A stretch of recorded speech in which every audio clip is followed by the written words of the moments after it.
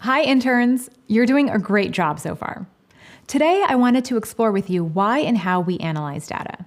Here at Futura, we analyze data all the time and use our analysis to make smart decisions about our designs.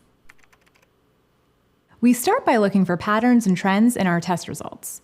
Once we identify these patterns, they can help us change our designs to make them better. Imagine you're on a soccer team and that you and your teammates need money for new uniforms.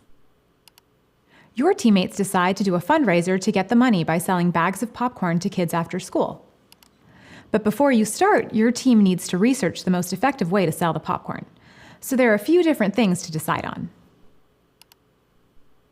Your neighborhood has an elementary school and a middle school, so you need to figure out which school is best to sell at. And you need to choose which kind of popcorn to sell, sweet or salty. You and your teammates decide to collect data by selling both kinds of popcorn outside the elementary school and the middle school at the end of the day. Then, your team records how many bags of salty and sweet popcorn get sold at each location. To analyze this data, your team creates a graph. This helps them see patterns in the numbers. The graph shows that more popcorn was sold in front of the elementary school. And it also shows that elementary students were more likely to buy sweet popcorn. So your team decides to sell sweet popcorn at the elementary school.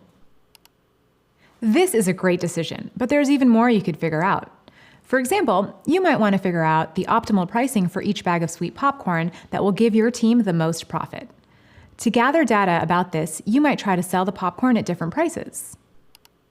You can analyze this data for patterns to learn how different prices affect the number of sales.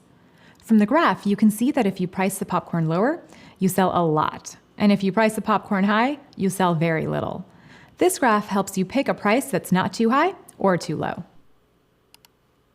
So now you know the place, the kind of popcorn, and the price.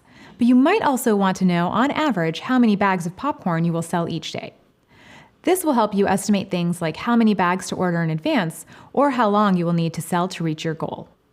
To figure out the average sold per day, you could sell popcorn for 1 week. And each day, you could record how many bags you sell. You might not sell the same number of bags every day. You might sell a lot on Thursday, but not too much on Tuesday. You could find the average by adding up the total sold and dividing by the number of days you sold popcorn. In this case, the average amount of popcorn sold per day is 18 bags.